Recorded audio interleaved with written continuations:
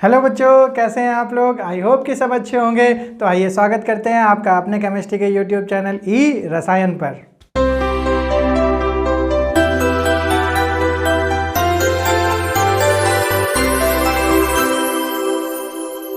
तो चलिए बच्चों, हम लोग देखते हैं आज का टॉपिक जो कि है हमारा इथेनॉल। तो क्या होता है इथेनॉल।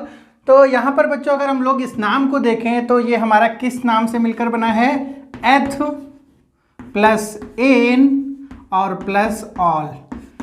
हम लोगों ने बच्चों जो अपने लास्ट सेशन थे उसमें एक सेशन था हमारा नॉमेनक्लेचर ऑफ कार्बन कंपाउंड का। वहाँ पर हम लोगों ने डिटेल में देखा था कि इसकी जो नेमिंग होती है वो किस तरीके से करते हैं। अगर बच्चों आप लोगों ने वो सेशन को अभी तक नहीं देखा है तो तुरंत जाके बच्चों उस सेशन को रेफर करिए। आइए बच्चों हम लोग यहाँ पर देखते हैं। तो एथ का मीनिंग होता है 2 कार्बन, यानी कितने कार्बन होंगे हमारे पास, 2 कार्बन की चैन होगी।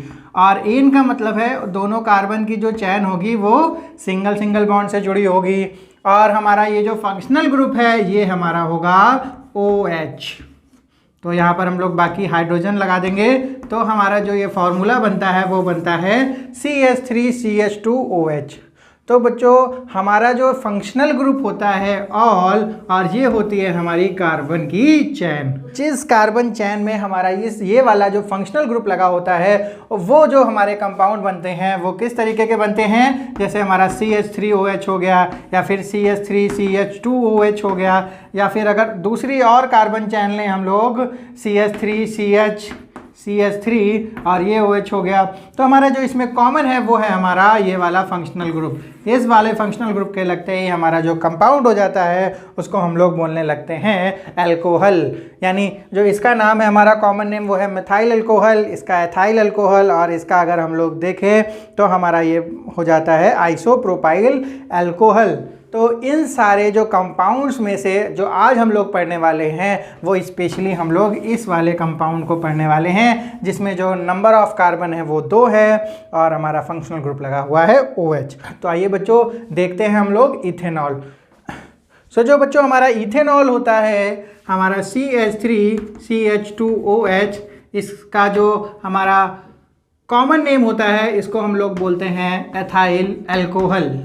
एथाइल अल्कोहल, और जनरली इसको हम लोग क्या भी बोल देते हैं, अल्कोहल भी बोल देते हैं। तो अगर हम लोग जनरली अल्कोहल की बात करते हैं तो उसका फॉर्मूला क्या होगा हमारा, एथाइल अल्कोहल। और इसका जो IUPAC नाम होता है, IUPAC नाम होता है वो क्या होता है, एथ एन ऑल, यानी इसका जो IUPAC नाम होता है वो होता है एथेनॉल। तो इसकी जो प्रॉपर्टीज़ होती है बच्चों, इसकी प्रॉपर्टीज़ में जो सबसे पहली प्रॉपर्टी आती है कि ये होता है हमारा लिक्विड एट रूम टेम्परेचर। तो बच्चों हमारा जो रूम टेम्परेचर होता है वो जनरली हम लोग लेते हैं 25 डिग्री सेंटीग्रेड या फिर 27 डिग्री सेंटीग्रेड। तो इस रूम टेम्परेचर पे हमारा जो अल्कोहल होता है वो होता है हमारा लिक्विड। तो इसका जो अगर बॉइलिंग पॉइंट की बात करें तो बॉइलिंग पॉइंट हमारा जो अल्कोहल एथाइल अल्कोहल होता है उसका होता है 78 डिग्री सेंटीग्रेड। सो बच्चों इसका मतलब ये होता है कि कभी कभी अगर थोड़ा सा हॉट डे हो गया, यानी अगर दिन में गर्मी बढ़ जाती है तो ये जो हमारा इथेनॉल होगा वो क्या हो जाएगा, वेपोराइज होने लगेगा। वेपोराइज यानी इसका मतलब 78 डिग्री के ऊपर ये क्या हो जाएगा, वेपोराइज हो जाएगा। इसीलिए जो हमारा इथेनॉल होता है वो कैसा होता है, वोलेटाइल होता है, वोलेटाइल इन नेचर होता है। यानी अगर आप लोग बच्चों इथेनॉल को खुला छोड़ देते हैं किसी वेसल में रखकर तो वो क्या होगा, वो थोड़े देर बाद क्या हो जाएगा, उसकी क्वांटिटी कम होने लगती है, क्योंकि क्या होता है वो वोलेटाइल हो जाता है, क्योंकि उसका बॉइलिंग पॉइंट बच्चों बहुत ही कम होता है। तो बच्चों हमारा ये जो अल्कोहल होता है, इथेनॉल होता है, ये बहुत ही अच्छा सॉल्वेंट भी होता है। कभी कभी बच्चों हमारी जो केमिकल रिएक्शंस होती हैं उसमें जो उसकी फिजिकल स्टेट होती है वो सॉलिड हो सकती है, तो उसके लिए हमको किसी लिक्विड में सबसे पहले उसको सॉल्यूबल करना होता है। तो उसके लिए जो हमारा एथेनॉल होता है वो बहुत ही अच्छा सॉल्वेंट, एज अ सॉल्वेंट काम करता है। इसीलिए बच्चों जो हमारा एथाइल अल्कोहल होता है, एथेनॉल होता है, इसका क्या बनाया जाता है, सैनिटाइज़र बनाया जाता है, और बहुत सारे परफ्यूम बनाया जाता है। तो परफ्यूम का जो हमारा सॉल्वेंट होता है वो कौन सा होता है, अल्कोहल होता है। सैनिटाइज़र में बच्चों क्या मिला होता है, हमारा एथाइल अल्कोहल मिला होता है।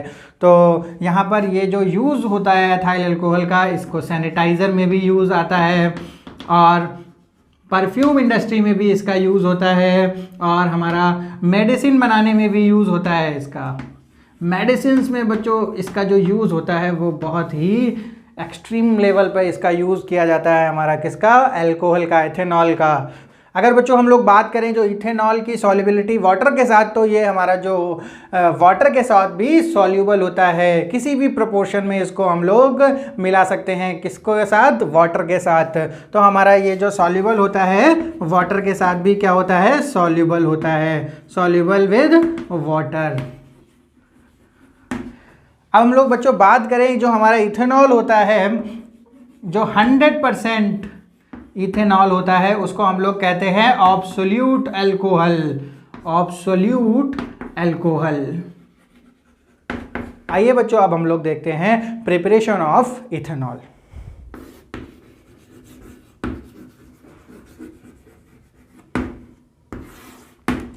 बच्चों सबसे अच्छा मेथड होता है हमारा जो अल्कोहल का, इथेनॉल की प्रिपरेशन का, वो होता है हमारा मोलास से या फिर फर्मेंटेशन के थ्रू। फर्मेंटेशन मतलब किसी चीज़ को सड़ा के अगर हम लोग कोई प्रोडक्ट बनाते हैं तो वो क्या बनता है। तो यहाँ पर हम लोग लेते हैं बच्चों मोलास।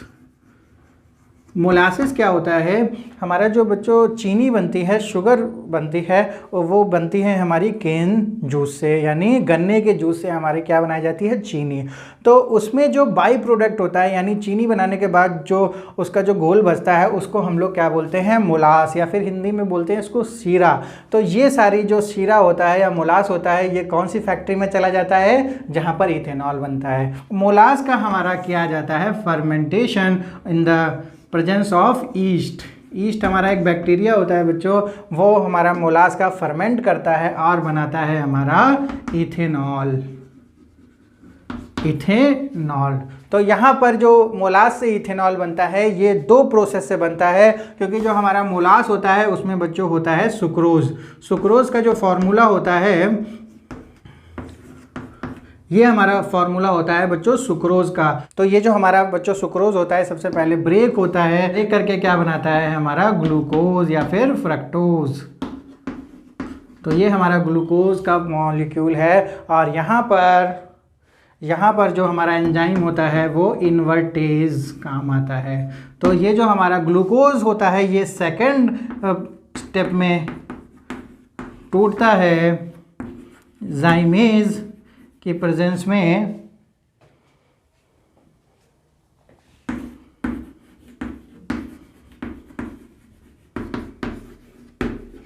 तो यहाँ पर जो सेकंड स्टेप है बच्चों, उसमें जाइमेज की प्रेजेंस में हमारा जो ग्लूकोज का मॉलिक्यूल है या फ्रक्टोज का मॉलिक्यूल है, ये हमारा टूट जाता है इथेनॉल में और लिबरेट होती है हमारी कार्बन डाइऑक्साइड। इस तरीके से हमारी जो इथेनॉल है उसका प्रोडक्शन होता है। तो ये जो हमारे एंजाइम है इन्वर्टेज और जाइमेज, ये कहाँ से प्रोड्यूस होते हैं, ये आते हैं ईस्ट से। तो इस तरीके से सुक्रोज के मॉलिक्यूल से हमारा बन जाता है इथेनॉल। अब हम लोग बच्चों बात कर लेते हैं केमिकल प्रॉपर्टीज़ ऑफ इथेनॉल की। तो जो हमारा इथेनॉल होता है या फिर एथाइल अल्कोहल होता है, ये एक सोडियम टेस्ट देता है, यानी एक रिएक्शन देता है सोडियम मेटल के साथ। देखते हैं बच्चों वो रिएक्शन क्या होती है। तो हमारा जो इथेनॉल होता है CH3CH2OH, ये हमारी रिएक्शन देता है सोडियम मेटल के साथ और बनाता है हमारा C2H5ONA,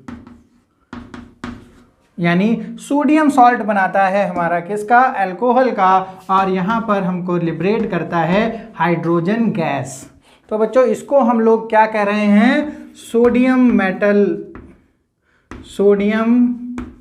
मेटल टेस्ट। इसको हम लोग टेस्ट क्यों बोल रहे हैं बच्चों, या फिर रिएक्शन विद सोडियम मेटल। तो यहाँ पर जो हमारी हाइड्रोजन गैस बनती है, इसका जो ब्रिस्क इफरवेसेंस होता है, कैसा, ब्रिस्क इफरवेसेंस। सो ब्रिस्क इफरवेसेंस बच्चों क्या होता है, जब हम लोग सोडियम मेटल पर अल्कोहल डालते हैं तो एक आवाज़ सी आती है धीरे से श करके, तो उस आवाज़ से हमको ये पता चलता है कि जो हमारी लिक्विड था जिसको हमने सोडियम मेटल पर डाला था वो क्या था, अल्कोहल था, जिससे कि जो ये आवाज़ होती है वो किसकी होती है, हाइड्रोजन गैस के अचानक निकलने की आवाज़ होती है। तो इससे हमको पता चल जाता है कि जो हमारा लिक्विड था वो क्या था, एथेनॉल था, ठीक है, अल्कोहल था बच्चों। तो इस तरीके से इस टेस्ट को हम लोग सोडियम मेटल टेस्ट भी बोलते हैं, और इसमें हमारा हाइड्रोजन गैस के साथ क्या बनता है बच्चों, इसका सॉल्ट बनता है जिसे हम लोग कहते हैं सोडियम सॉल्ट। अब हम लोग देखते हैं इसकी सेकंड जो हमारी केमिकल प्रॉपर्टी है वो होती है हमारी डिहाइड्रेशन, डिहाइड्रेशन ऑफ अल्कोहल। तो बच्चों डिहाइड्रेशन जैसे आप लोगों ने सुना होगा, हम लोग जनरली अपने नॉर्मल डेली की रूटीन में बोलते हैं कि डिहाइड्रेशन हो रहा है, यानी पानी की कमी हो रही है। यानी डिहाइड्रेशन का मतलब क्या होता है कि पानी के मॉलिक्यूल का निकल जाना। तो देखते हैं बच्चों यहाँ पर किस तरीके से C2H5OH में से पानी निकलता है। तो इसकी रिएक्शन जब हम लोग करते हैं किसके साथ,